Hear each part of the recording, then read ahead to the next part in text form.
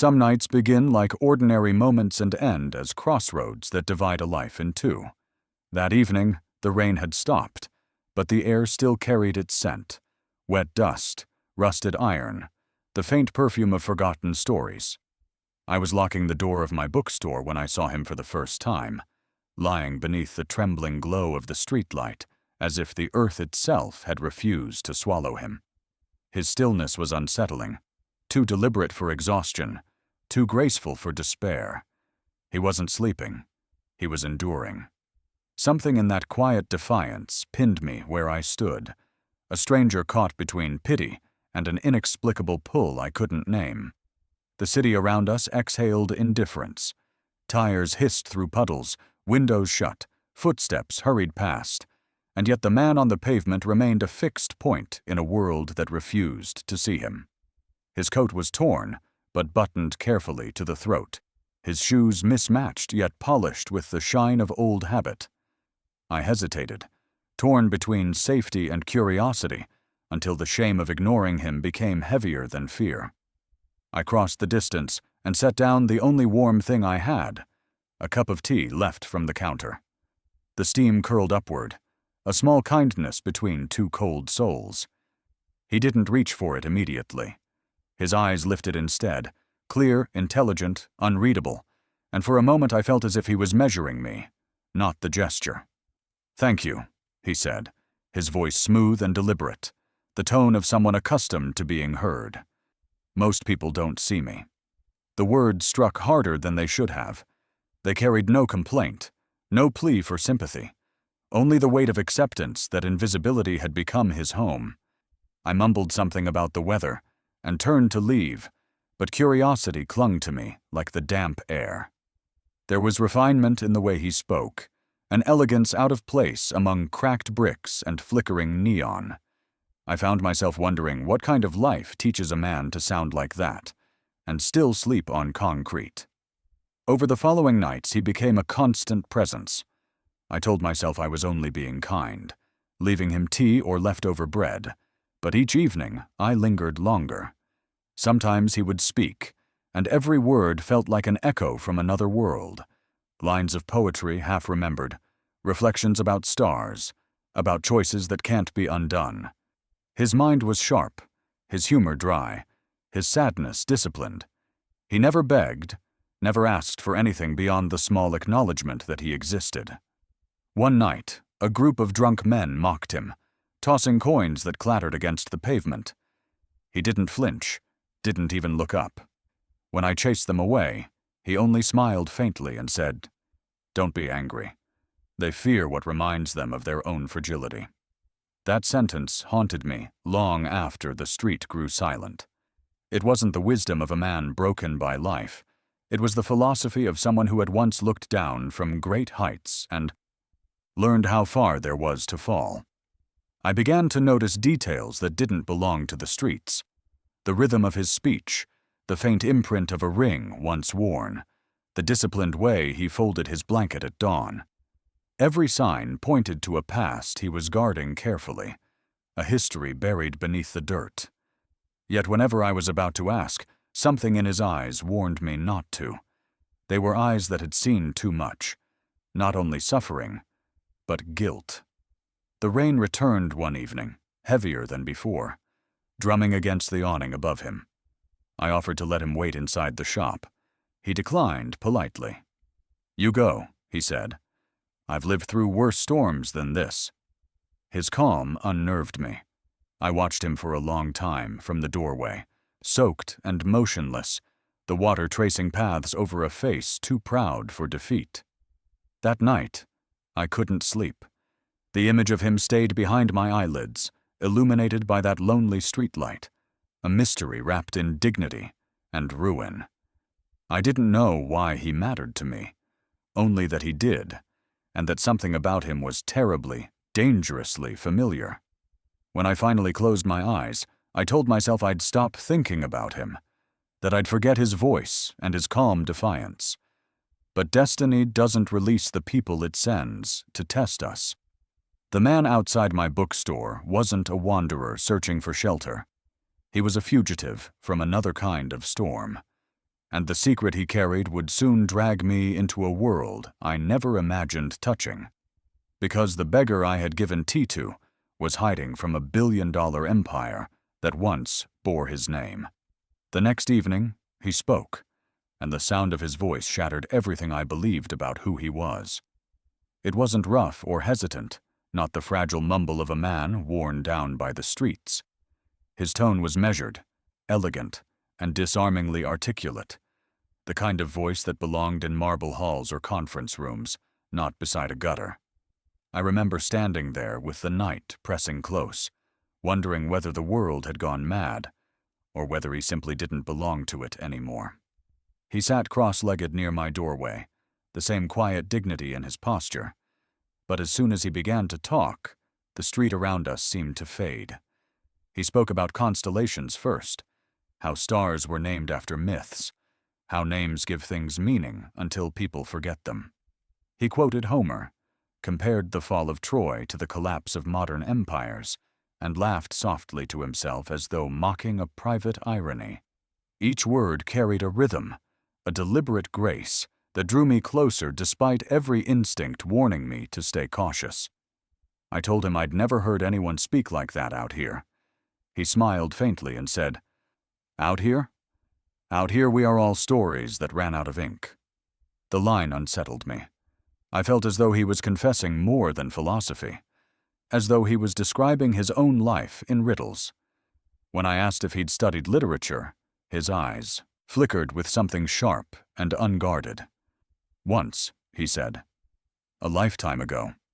I believed that stories could change people, that they could heal.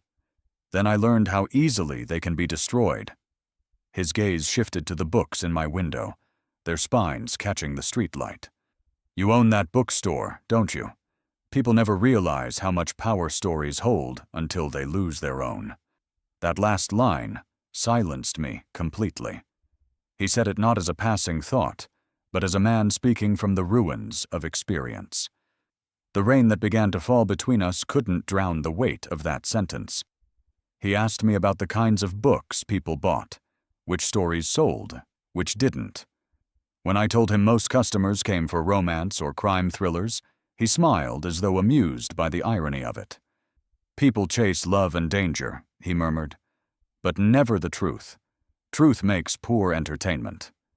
His voice had a strange ache, the exhaustion of someone who'd once lived too close to both love and danger, and learned how costly the truth could be. The longer we spoke, the more I felt the strange pull of him. He wasn't simply intelligent. He was practiced in intellect, like a man who once commanded rooms full of people, whose opinions once shifted entire decisions. There was polish in the way he listened, the way he paused just long enough to let silence speak for him. He didn't talk like a beggar trying to prove himself. He talked like a man trying to forget he ever had to. At one point, I asked him, half joking, what he'd do if life gave him another chance. His eyes drifted toward the puddles reflecting the dim city lights. "No one gets another chance," he said quietly. "We only get a slower punishment." Then, softer, almost to himself, "Some stories are written so beautifully that even their endings have to hurt." Something in me twisted at that. His words felt too personal, too precise, like they'd been carved from memory rather than imagination. I wanted to ask what story he'd lost, who had written its ending for him, but the heaviness in his gaze stopped me. For a moment, I saw what hid behind his calm. Not defeat, but a man exiled from his own life, living among shadows of what he once built. When he finally fell silent, the street felt colder. The city around us seemed distant again, its noise muffled by a silence that had weight. He didn't look at me when he said, "You shouldn't talk to me too much. I bring ruin to the things that care." I walked home under the thin drizzle, my mind a blur of words that didn't belong to the world I knew. The echo of his voice followed me, refined and broken all at once, carrying the residue of another existence, one that power, betrayal, and regret had buried alive. That night, I lay awake repeating his sentences, tasting their meaning like fragments of a confession I wasn't meant to hear. Every phrase seemed to carry a warning, a story, half told, as if he had lived among the powerful and been burned by the same light that made them gods. I didn't know that the story he spoke of, the one he claimed to have lost, wasn't fiction at all. It was his own, and before long, the world would remind me exactly who he had been. Truth often hides in small things, and his secret revealed itself not through a confession, but through a shimmer of gold half buried in dirt. It happened the following week, just as the sun was falling behind the roofs and turning the street the color of rust. I had stopped by his corner, as I always did now, with a cup of coffee and the comfort of routine, when he bent to gather his worn blanket, and something slipped from the fold of his coat. It struck the pavement with a muted thud, catching the dying light in a way that made my breath still. When he reached for it, I saw what it was. A watch, heavy and elegant, cracked glass veiling the delicate skeleton of gears beneath, the kind of craftsmanship that didn't belong to the streets. The gold wasn't polished anymore, but the details still spoke of money and legacy. It looked expensive in the way heirlooms do, not because of value, but because of sentiment. My eyes caught the engraving near the edge, 2 neat letters, D.H. He noticed me looking. His hand closed over the watch with a reflex too quick for indifference, and when he finally met my gaze, his expression had hardened into something distant. I asked lightly where he had found it. For a long moment he didn't answer. Then he said, almost to himself, "It's all that's left of who I was." The words were quiet, yet they cut the air like glass. I tried to smile, to brush the tension away, but inside a faint unease began to stir. He turned the object over once, the way someone might touch an old scar. "Time used to obey me," he said softly. "Now I obey it." Then he slipped the watch back into his pocket and changed the subject so abruptly that it felt like a door slamming shut. He began asking me about the store, about whether people still bought real books when phones could tell every story faster. His eyes, usually sharp, seemed to drift elsewhere while he spoke, as though memory kept pulling him backward. That night, his image followed me home again, but this time, it wasn't his face that haunted me. It was that watch. I kept seeing those engraved letters glowing against the dark fabric of his coat. D.H. They felt familiar, though I couldn't place why. I lay awake, listening to the rain clawing at my window, turning the phrase over in my mind until exhaustion dragged me under. Morning arrived with a strange heaviness. I switched on the radio while sorting through a shipment of used novels, half listening until a voice on the broadcast made me stop cold. "Still no sign of missing billionaire Daniel Hayes," the reporter said. The name hit like a spark to dry paper.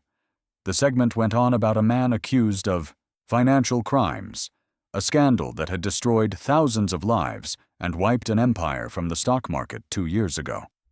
The story of the golden heir who vanished before his trial.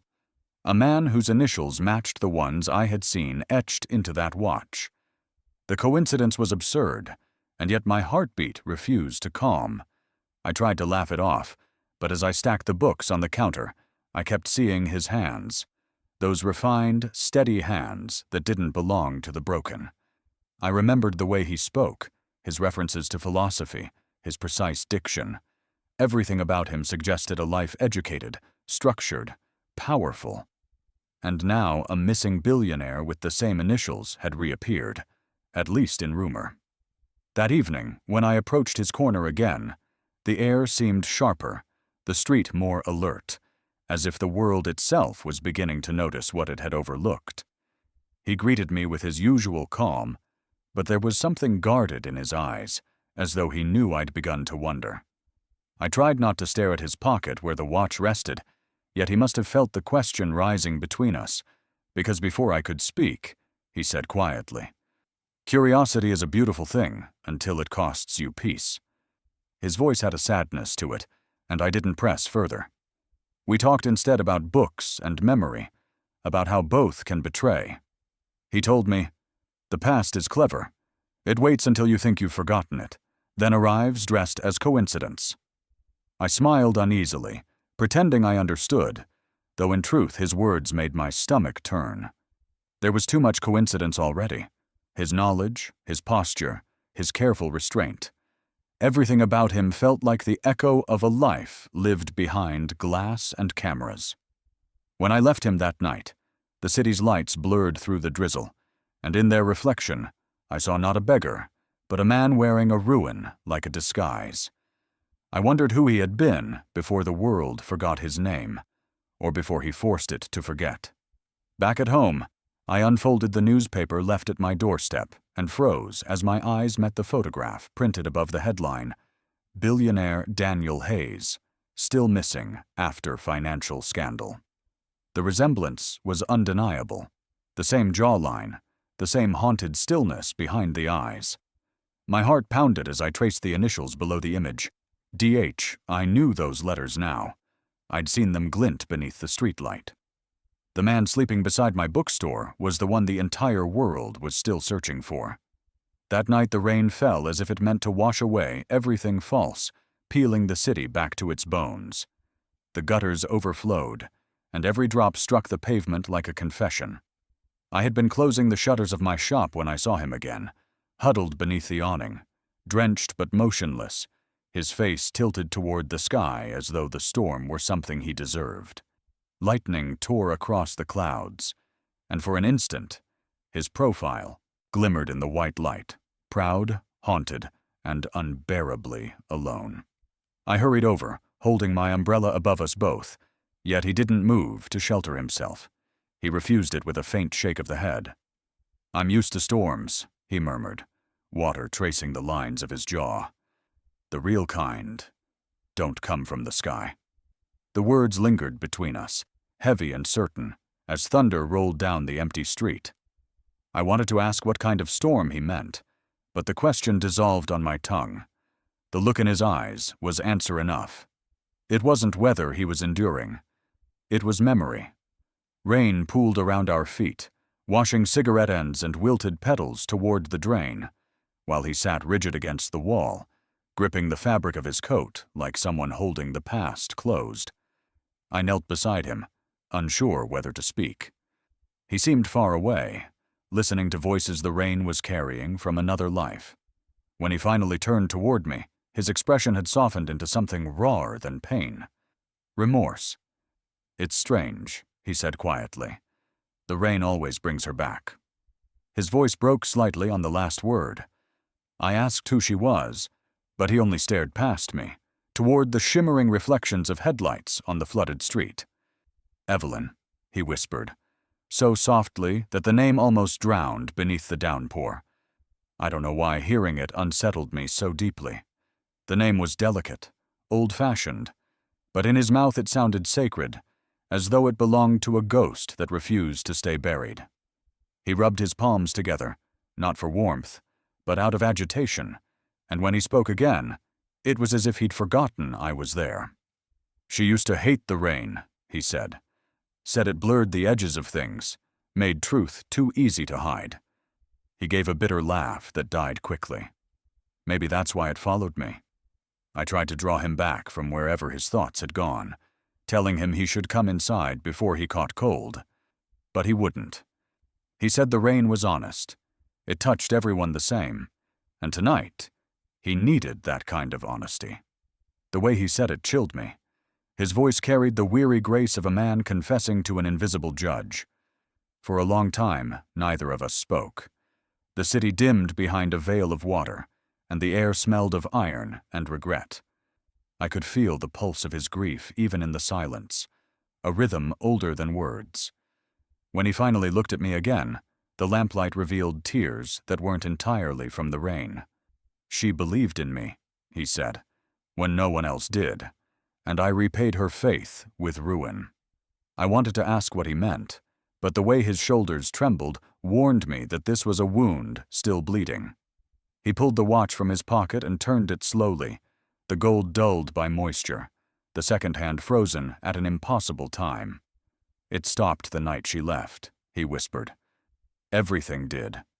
His fingers closed around it again, and he drew a shaky breath, the kind that feels like it might be the last before a truth too heavy to bear.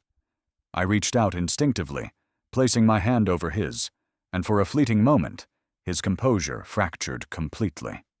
The mask slipped, revealing exhaustion, guilt, and the unbearable tenderness of someone who had once loved too much and lost it all by his own hand. The storm began to ease, thinning into a cold drizzle, but he stayed where he was, staring at the dark horizon as though it still held her shadow. I could hear the faint hum of traffic returning, life resuming, yet around us time felt stalled, the world reduced to the sound of rain against stone and the ache of a memory that refused to fade. He finally spoke again, voice low, deliberate, almost pleading. "Don't ask about her," he said. "If you do, you'll never look at me the same way again." Then he turned his face away, and the street light dimmed, leaving only the soft percussion of water in the gutters and the echo of a name I would never forget. I walked home, soaked and silent, his warning ringing louder than the storm. Who was Evelyn? And what could he have done that still made the rain his punishment? Every instinct told me not to dig deeper, that some truths drown the ones who find them, but curiosity, once awakened, doesn't die quietly. And I knew that the next time I saw him, I wouldn't be able to stop myself from asking. I tried not to care, but his silence had begun to feel like a locked door I was meant to open, no matter how many times he warned me away. Every day he sat beneath the same streetlight, and every day I found myself watching him from the window, unable to look away. There was a rhythm to his stillness, a patience that didn't belong to the desperate, but to someone waiting. Waiting for punishment, perhaps, or for the world to forget his name. The more I observed him, the more everything around him began to feel staged, as though the city itself were conspiring to hide him in plain sight. He was always composed, his movements deliberate, measured, devoid of the aimless fidgeting of those who lived by the hour. When he adjusted his coat or folded his blanket, it was with the precision of someone long accustomed to order. Even the way he spoke, sparingly with carefully chosen words, hinted at a man who had once commanded attention. His posture was too proud for the pavement, his quiet too disciplined to belong entirely to resignation. He didn't live on the streets. He was occupying them, the way an exile occupies a foreign land, present but not belonging. Since that night in the rain, since the name Evelyn had slipped through his lips, I had begun to sense a widening gap between what he said and what he meant. I could feel the burden he carried, heavy and unspoken, every time his gaze drifted toward the clouds. Sometimes, while sweeping outside the shop, I'd catch him watching people as they passed, not with envy, but with an almost wistful detachment, as though he were studying a life he once lived but could never return to. One evening, when the air was thick with the scent of impending rain again, I brought him a flask of hot coffee and a book, a small gesture that had become a habit I could no longer explain. He accepted both with a faint smile, tracing the title with his thumb before saying quietly, "It's strange how words endure even when the people who wrote them vanish. Maybe that's why we read, to believe that something of us can survive the ruin." His voice carried an ache that made my chest tighten. I asked him what he meant, and for a long while he didn't answer. When he finally spoke, it was with the tone of a man speaking to himself more than to me. "Sometimes," he said, "the only way to find peace is to lose your name." The phrase struck me like a riddle, simple on the surface, yet burdened with meaning. Lose your name. Was that what he had done? Had he erased himself to escape the life that name represented? The evening bled, slowly, into night. We sat beneath the awning as the rain began again, and I found myself staring into the reflection of the streetlight in a puddle, trying to piece together the fragments of him I had gathered. The refined voice, the gold watch, the educated mind, the ghost of a woman named Evelyn. All of it pointed to a man who had once stood somewhere very high, before the ground was taken from under him. When I asked if he missed the person he used to be, he let out a quiet laugh that held no joy. "Miss him? No," he said. "He was a coward pretending to be a king. People like that don't deserve to be missed."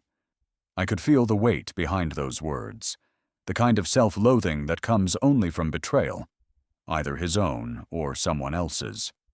For the first time, I saw his calm not as serenity, but as armor. The conversation drifted to safer subjects after that, but I couldn't stop studying him, searching for cracks in that armor. There were moments, small, fleeting, when the mask slipped, a tremor in his hand, a hesitation in his breath, a flash of grief too sharp to hide. It was in those moments I realized I didn't want to just understand him. I wanted to save him, though from what I still didn't know. The rain thickened, and I rose to leave, reluctant but unsure what else to say. I turned toward the shop, my shoes slapping softly against the wet ground, when his voice stopped me. Calm, even, but laced with something that sent a shiver through me. "Do you believe people can start over?" he asked. "Even after destroying everything?" I froze, the question hanging between us like thunder before a storm. There was no curiosity in his tone, only desperation, as though my answer might decide his fate. I turned slowly, meeting the eyes that had learned to hide behind stillness, and for the first time, I saw fear there. Not of me, but of what he'd done. The streetlight flickered once, then went dark, and in that darkness, I realized that whatever he was running from hadn't finished following him yet. It happened on an evening thick with the smell of rain-soaked asphalt and cigarette smoke, a night that carried the kind of restlessness that makes the city meaner than usual. I was closing the shutters when I heard voices down the block, laughter too sharp, the sound of young men who found power in cruelty. They had circled him like scavengers, calling him old man, ghost, trash. He endured the taunts in silence, his posture unbroken, eyes fixed somewhere far beyond them, as if he had trained himself not to hear the noise of lesser men. For a moment I thought he might let them tire themselves out, but then one of them bent, snatched the gold watch from his lap, and the air itself changed. He was on his feet before the thief could take 2 steps. His voice cut through the night, deep and commanding, the kind that silences chaos in an instant. "Put it down," he shouted, every syllable sharp with fury and memory. "That belonged to Hayes." The name struck the street like lightning, abrupt, foreign, unmistakably charged with pain. The boys stumbled back, startled by the force of a beggar's authority, then scattered into the darkness, leaving the watch glinting on the wet pavement. He stood over it, breathing hard, shoulders trembling with a rage too old to be about a simple theft. I hurried to him, my heart pounding, but he waved me off and bent to pick up the watch with a tenderness that didn't match his outburst. When he spoke again, his voice had lost its power. It was the voice of a man talking to ghosts. "Forgive me," he whispered.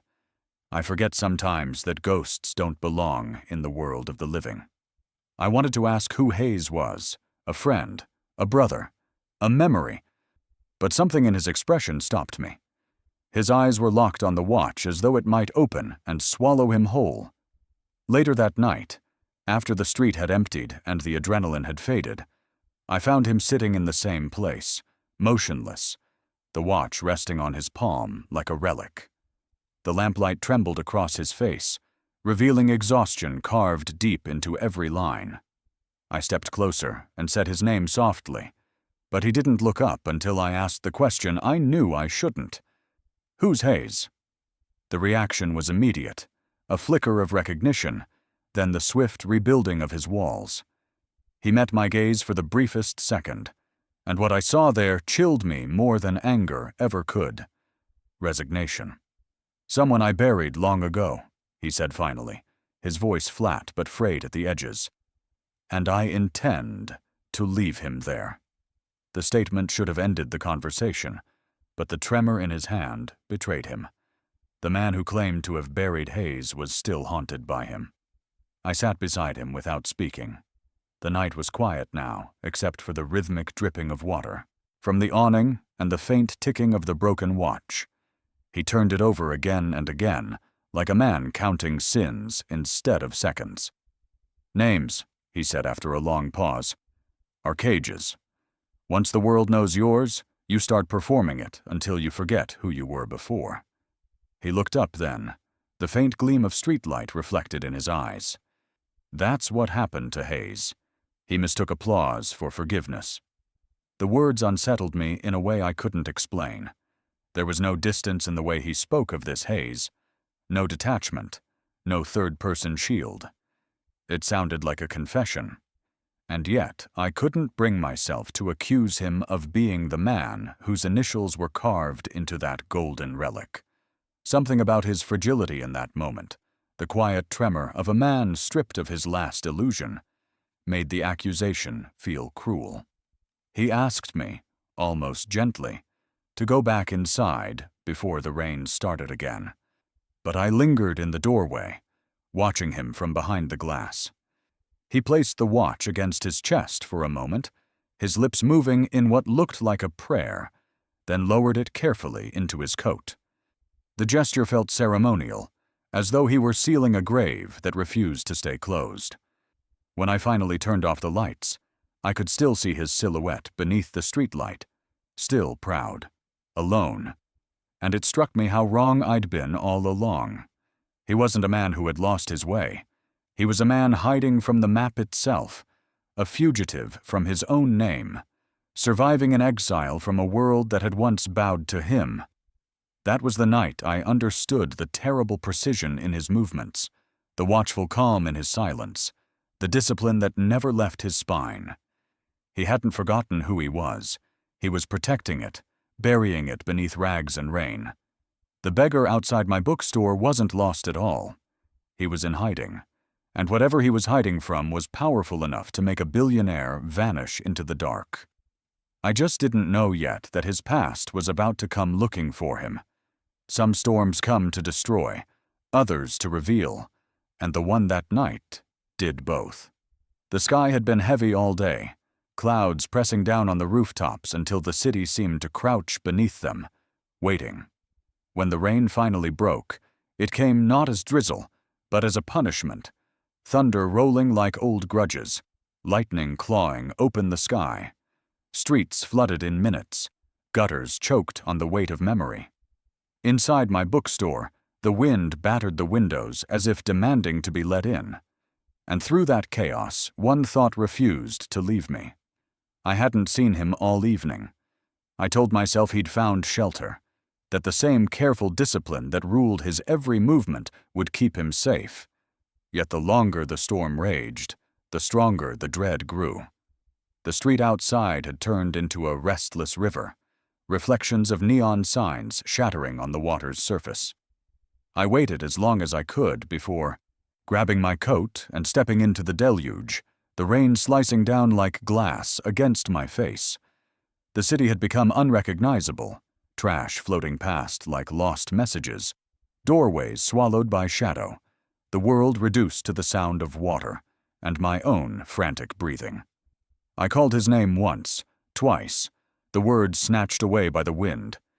Then, in the flicker of a lightning flash, I saw him, a collapsed shape beneath the streetlight, motionless except for the violent tremor of fever. I waded through the flood, my shoes filling with water, my heart thudding against my ribs, and knelt beside him. His skin burned under my hands, his pulse fluttered like a trapped bird. He was whispering, words broken by the storm, but heavy with meaning. "They framed me," he breathed, voice trembling. "Evelyn knew. They all lied. The board. They wanted me gone." Each phrase came out like a shard of glass, fragments of a truth too jagged to hold. His eyes rolled back, then fluttered open again, unfocused, seeing ghosts the rain couldn't wash away. I didn't stop to think. I pulled him upright, his weight a dead anchor against my shoulder, and half dragged, half carried him through the flood toward the shop. Inside, The warmth hit us like mercy. I laid him near the counter, wrapped him in blankets, and lit every lamp I had, chasing the cold away from his skin. His breathing was ragged. Sweat and rain mixed until I couldn't tell one from the other. I pressed a damp cloth to his forehead, whispering useless comforts, and for a long time it felt as though the storm outside had moved into the room, raging through his body, instead of the sky. Hours passed. The rain eased to a dull murmur, and the city fell into that eerie stillness that follows destruction. He drifted in and out of consciousness, each time caught between confession and delirium. At one point he grabbed my wrist with surprising strength and murmured, "She tried to save me, you know. They ruined her to get to me."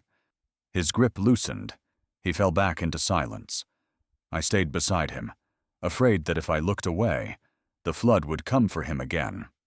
When dawn finally arrived, the sky was colorless, the kind of pale gray that erases everything it touches.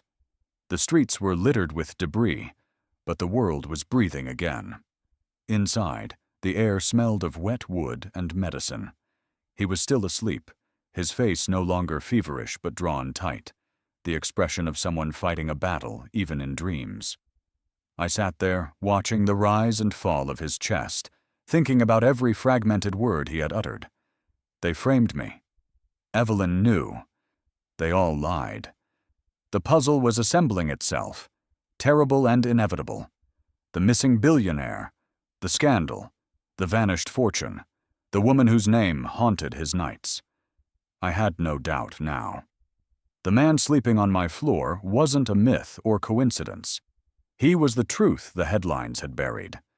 And whatever he had fled from was still alive, still hunting him through every downpour. He stirred as the first light crept through the window. I reached for the cup of water on the counter, but before I could speak, his eyes opened. They were different, sharper, alert, stripped of the gentle calm I'd come to know. For a moment we just stared at each other, the silence between us louder than the storm had been. Then his lips moved, forming words that sounded like a verdict. "Now that you know," he said, voice hoarse but steady, "you can't unsee me." The sentence felt like a door closing forever, sealing both of us on the wrong side of safety. In his gaze I saw gratitude tangled with fear, as though part of him was relieved the secret was shared, and another part already regretted it. Outside, the wind began to rise again, whispering through the cracks of the door like a warning. The storm had passed, but something far worse was about to arrive. A week after the storm, when his strength had returned, and the fever had burned itself into memory, he asked me to follow him, not with the desperation of a man fleeing again, but with the calm resolve of someone ready to confront the ghosts he'd buried. Dawn had barely broken when we set out, the city behind us fading into mist as if reluctant to witness where we were going. He walked in silence, his steps measured, his gaze fixed far ahead, as though the road itself remembered him and was leading him home. After nearly an hour of winding through forgotten outskirts, we reached a pair of iron gates swallowed by vines and time. "This was my kingdom," he said, the words emerging like a curse rather than a claim. His voice carried no pride, only the brittle weight of nostalgia poisoned by guilt. The gates creaked open under his touch, the metal protesting against memory. Beyond them stretched a long gravel path, lined with trees whose branches leaned inward, forming a tunnel that felt less like an entrance and more like descent. The house came into view slowly, emerging from fog, a vast structure of weathered stone and broken windows, its grandeur bleeding into ruin. Even in decay, it radiated power. Even in silence, it demanded to be seen. We walked through the overgrown courtyard, the fountain at its center dry and cracked, marble angels eroded to faceless forms. He paused before the front doors, once painted black, now peeling in long, uneven streaks. "Every brick paid for in loyalty," he said bitterly, "and betrayal, especially betrayal." When he pushed the door open, The echo rolled through the empty halls like the sigh of a dying empire. Inside, the air smelled of dust and wilted roses. Portraits hung crooked on the walls, their subjects half obscured by mold and shadow. I recognized him instantly in one of them, younger, smiling, standing beside a woman with kind eyes and a quiet grace that made the entire frame glow. Evelyn. Her name surfaced unbidden, carrying with it the ache that had haunted his voice. My chest tightened as I realized I was standing inside the very house where his fall must have begun. He moved slowly, touching the edges of furniture, the frames of photographs, like a man retracing the architecture of his own undoing. "They called me a visionary," he said quietly. "I thought I was, until the vision blinded me." We stepped into what must once have been a library, shelves stretching from floor to ceiling, their books swollen with damp, titles blurred but dignified, even in neglect. The fire grate stood empty, cold as confession. On the mantelpiece, beneath a thick film of dust, rested a row of awards, gleaming faintly under the fractured light filtering through the broken windows. His name was carved on every plaque. Daniel Hayes. My breath caught. All the fragments I had been collecting, the gold watch, the intellect, the precision, the fear, aligned with cruel clarity. The beggar sleeping under my window had once ruled this world, and it had devoured him whole. He noticed my gaze lingering on the awards and said almost absently, "They meant nothing then. They mean less now. Success is only applause from strangers. It stops when the show does." He guided me through the rest of the house, past shattered mirrors, dust-draped chandeliers, and staircases that groaned under our weight. In one of the rooms, sunlight spilled across a piano covered with a white sheet. He lifted it and pressed a key. A faint, discordant note filled the air, echoing through the vast emptiness. "She used to play," he murmured. "Said music was proof that beauty could survive silence." I didn't listen. I never listened. There was no need to ask who she was. Every wall whispered her name. Every forgotten photograph was an accusation. His shoulders sagged as he turned toward the cracked window. "Do you see it now?" he asked softly. "This is what's left when ambition forgets love." I wanted to tell him it wasn't too late to rebuild, but the words felt foolish inside that mausoleum of pride and grief. Some ruins aren't meant to be restored. They exist to remind us of what we destroyed. He stopped before a massive portrait hanging above the staircase. A formal photograph of himself in a suit, the gold watch gleaming at his wrist, confidence etched into every feature. The contrast between that man and the one standing beside me was unbearable. His eyes lingered on it for a long time before he whispered, almost to himself, "I used to believe I could control everything. Then I learned that control is just the slowest form of collapse." The silence that followed was heavier than words. I turned toward him, my heart hammering, and before I could stop myself, I spoke the truth that had been waiting on my tongue since the first night I'd met him. "You're Daniel Hayes," I said. The name hung in the air like a sentence being passed. He didn't flinch, didn't deny it, only looked at me, with eyes that had already accepted judgment.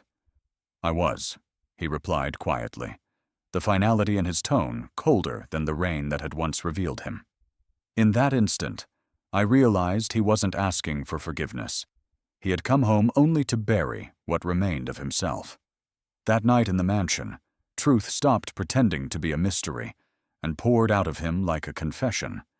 We sat in the ruined library, the air thick with dust and unspoken history, a single candle trembling between us.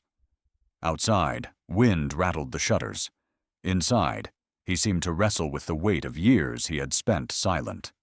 When he finally began to speak, his voice carried the calm of surrender, the exhaustion of someone who had rehearsed this story alone for too long. He told me about the company he had built from the ground up, the nights spent drafting ideas on napkins, the mornings that began before sunrise, the intoxicating applause of investors who called him a genius. "I thought I was creating something that would outlive me," he said, his eyes fixed on the dying flame. "But I was only feeding beasts hungrier than myself." He spoke of partners who smiled too easily, of contracts signed with invisible knives hidden beneath the ink. They had admired him, envied him, and when the opportunity came, devoured him. The scandal began with numbers. Tiny discrepancies that grew into headlines. The board turned on him overnight, accusing him of embezzlement, of fabricating profits to keep the empire afloat. "I didn't steal anything," he said, his voice sharp, almost pleading with the dark. "I just stopped fighting. I let them take what they wanted. I thought walking away would buy me peace." He leaned back in the chair, the leather groaning under his weight, and for a long time we listened to the rain tracing the broken glass of the windows, each drop a quiet accusation. He had walked away from billions, from a life built on precision and pride, to find silence. But even silence can become a mirror, reflecting everything you tried to escape. He told me how the press hounded him, how every photograph, every rumor painted him as a villain who had vanished with other people's dreams in his pockets. Evelyn had stood beside him until the end, refusing to believe the lies, but her faith had become a weapon used against her. "They ruined her reputation to make me surrender," he said, his hands gripping the arms of the chair. "And when she died, I realized there was nothing left of the man she believed in." For a long moment, neither of us spoke. The candle flickered low, carving his face in half, one side light, the other shadow, as if the truth itself couldn't decide which part of him to forgive. I could see now that he wasn't running from guilt, but from the unbearable burden of innocence, unproven. "You could still tell your side," I said softly, but he shook his head. "People don't want the truth once they've chosen their villain. Redemption is bad for entertainment." The bitterness in his tone wasn't anger anymore. It was understanding. He rose and walked to the window, pushing aside the tattered curtain. Moonlight spilled across the floor, illuminating the trophies of a life that had already ended. "Do you know what it's like," he asked, "to watch your own obituary run on television and feel relief instead of fear?" I didn't answer. He turned back toward me, the faintest ghost of a smile on his lips. Disappearing was the only honest thing I ever did. We sat in silence again, and I realized that beneath his calm, there was a man who had made peace with being forgotten. Until I found him, and reminded him he still existed. The air in the mansion felt charged, alive with something unseen. He spoke of rebuilding quietly, of using what little he had left to help those the world ignored. But even as he said it, I sensed the inevitability pressing closer. The truth that peace never survives exposure. As the night deepened, exhaustion crept into his features. He closed his eyes for a moment, and I thought he might finally rest. But fate rarely waits for quiet endings. A faint click shattered the stillness, the sound of a camera shutter echoing through the hall. My pulse leapt. I turned toward the doorway, catching a glimpse of movement in the shadows.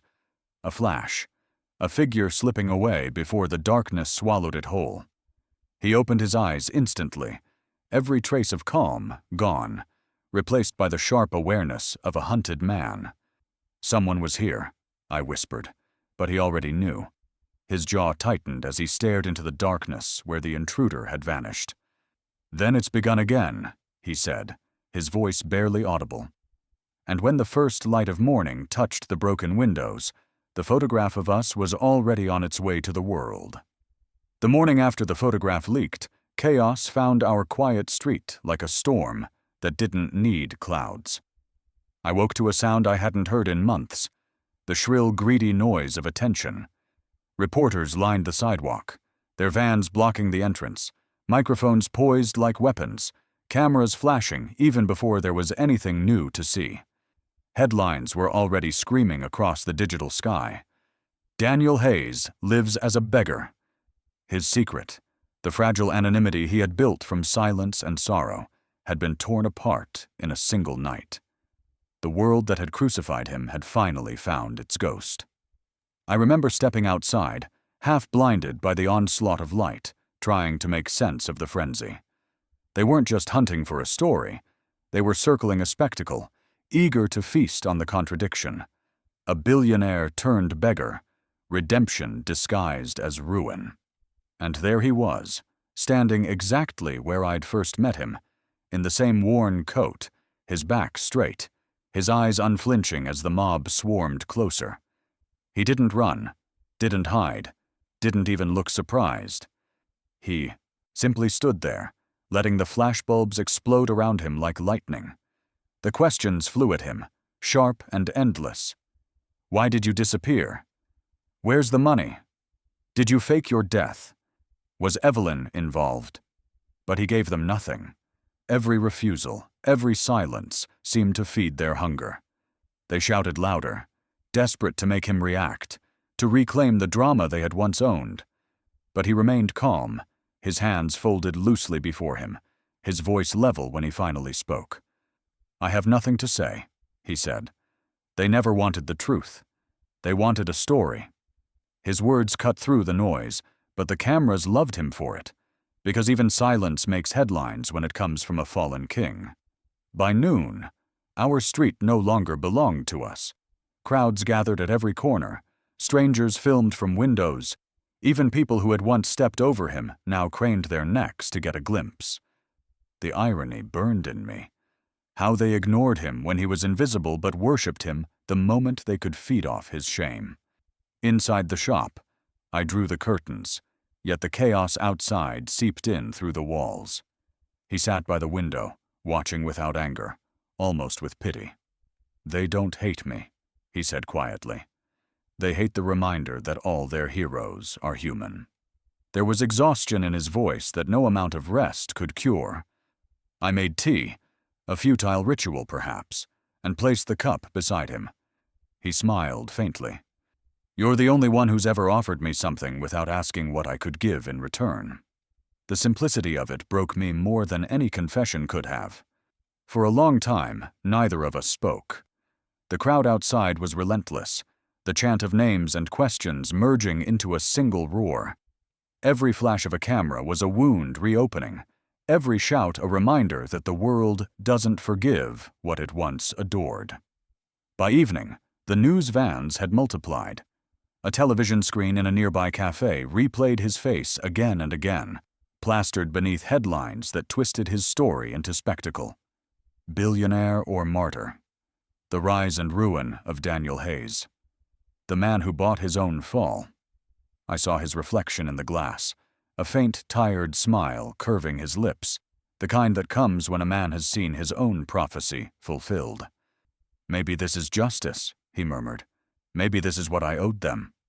I wanted to argue, to tell him he didn't deserve their cruelty, but the words felt useless against the machinery of fame and hatred grinding outside. He turned to me, eyes weary but kind. Don't waste your anger on them, he said. They can't see the difference between truth and theater anymore. To them, I'm just another act that refuses to end. When the night finally quieted, the reporters packed up under the dim glow of streetlights, promising to return with bigger crews, brighter lights, sharper questions. I helped him back, inside, locking the door against the chaos. The air between us was heavy with inevitability. He looked around the room as though memorizing it, as though preparing to leave it behind. There was finality in his stillness, the calm of a man who knew the chase would never stop unless he disappeared again. He spoke softly then, the words nearly lost to the hum of the city settling into uneasy sleep. Tomorrow I'll leave, he said. I won't survive if I stay where people remember me. His voice didn't tremble. It carried the solemn truth of a man signing his own exile. I wanted to beg him not to go, but somewhere deep down, I knew he already had. And as the last camera van drove away, the silence it left behind felt heavier than all the noise that came before it. The next morning, his corner was empty, the blankets gone, the space cold, the silence heavier than the storm that had once exposed him. For the first time since I'd met him, the streetlight above his spot flickered without an audience, casting its lonely pulse over nothing but damp concrete and the faint outline of footprints leading away. My chest tightened as I stood there, half expecting him to appear from the shadows, half fearing that he never would. The world outside my bookstore had become smaller without him in it. I searched the alley, calling his name, but only the wind answered. And then I saw it. A single envelope wedged beneath the doorframe, its edges curled by the night's moisture. My name written across the front in a hand I recognized instantly. I brought it inside, my fingers trembling, unwilling to open it, yet desperate to know. The paper smelled faintly of rain and old ink, the scent of endings.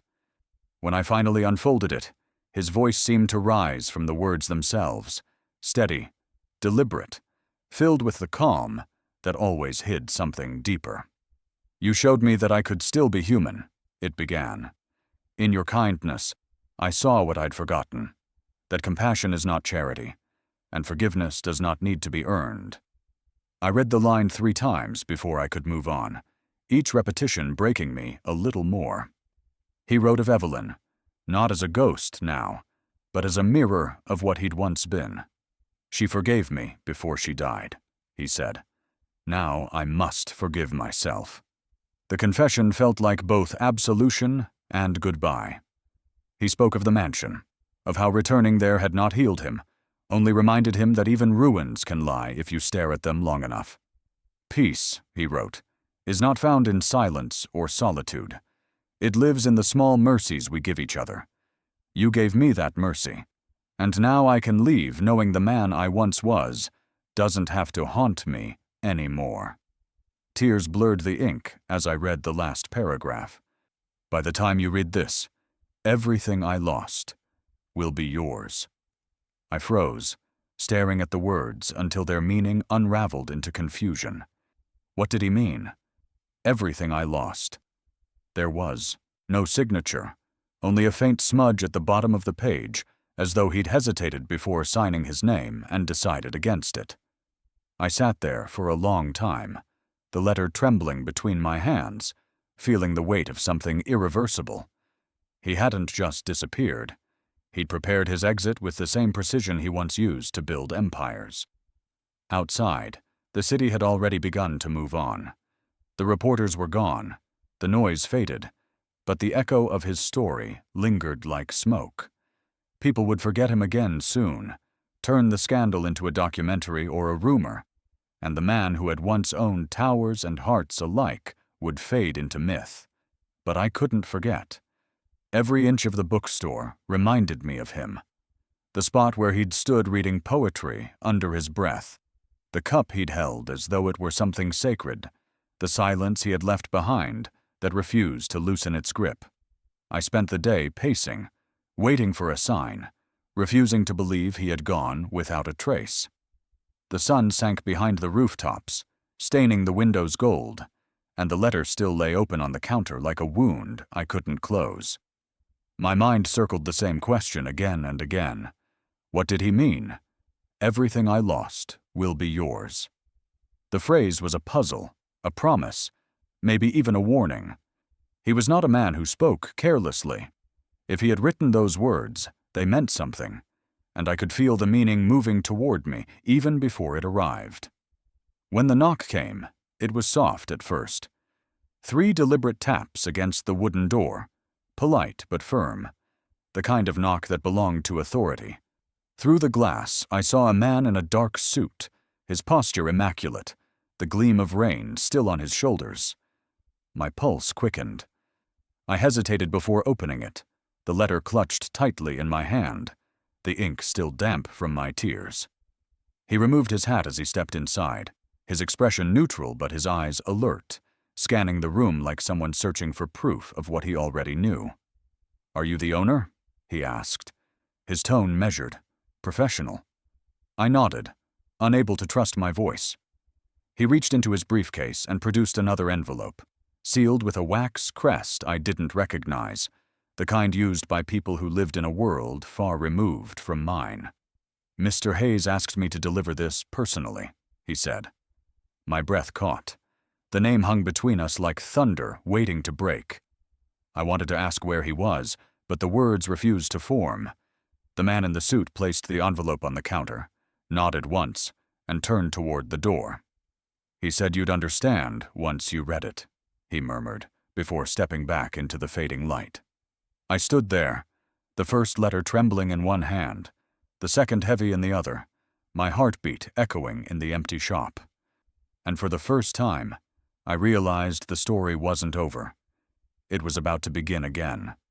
The man in the suit said one sentence that froze me where I stood.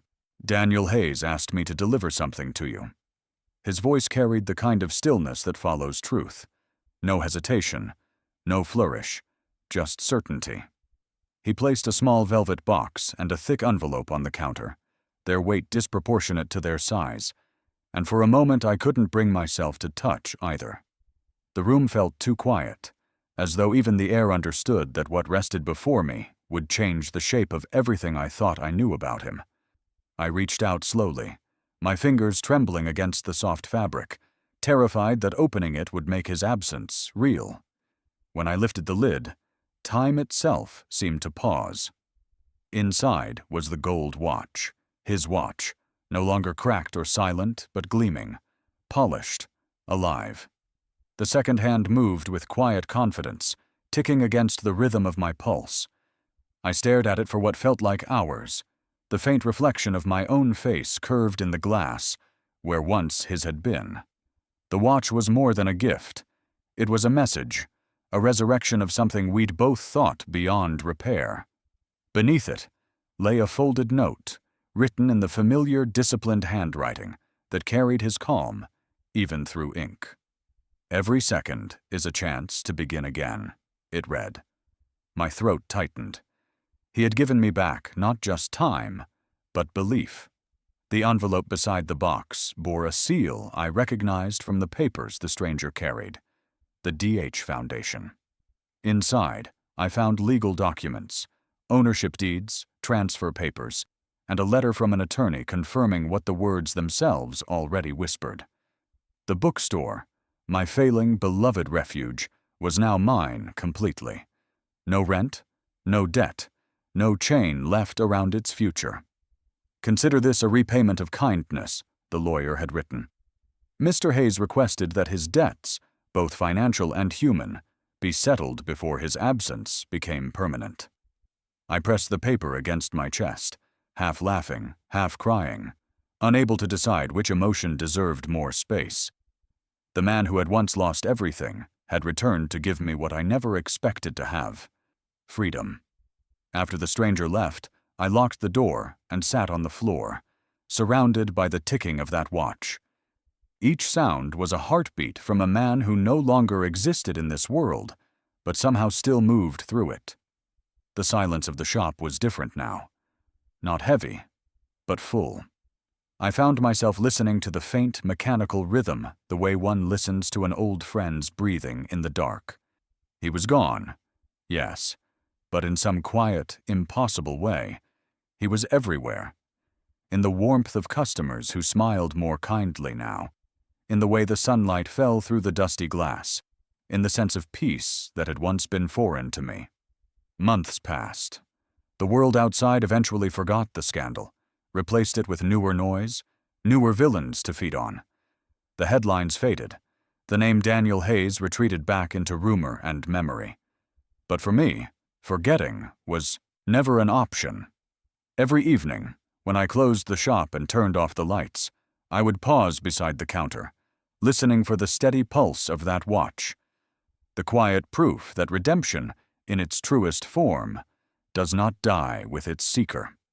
Sometimes I imagined him somewhere far away, living under another sky, teaching himself to breathe again without guilt. Other nights, I imagined something gentler, that maybe he had finally found Evelyn, wherever she waited, and together they had built the peace the world never allowed them. The shop thrived again, not with crowds or profit, but with quiet purpose. People came for books, but many stayed for conversation, for warmth, for the feeling of being seen. I told no one about the letter or the gift. It felt sacred, a secret shared only between two lives that had crossed for a reason neither of us fully understood. Yet sometimes, when someone walked in from the rain, drenched and trembling, I would hand them a cup of tea and see in their eyes the same haunted gratitude that once looked back at me from the pavement. And in those moments, I knew that his legacy wasn't in the money or the deed. It was in the compassion he'd left behind, the quiet revolution of kindness he'd unknowingly begun. One night, long after closing, I was locking the door when I noticed something on the floor. A folded note, slipped beneath the crack, its edges wet from the rain. I bent to pick it up, the paper soft against my fingers, the handwriting instantly familiar. 5 words stared back at me, written with the same steady grace as all the others he'd left behind. This time, I'm home too. The watch on the counter ticked once, louder, sharper, and in that sound, I heard not an ending, but the quiet beginning of forever. If this story touched something deep inside you, don't let it end here. Share your thoughts in the comments. I read every one of them. Tell me what you would have done if you were in my place that night. And if you believe in stories that remind us there's still kindness in this world, hit subscribe, because the next one will take you even deeper. Stay till the end of every tale. You never know which moment might change the way you see people forever.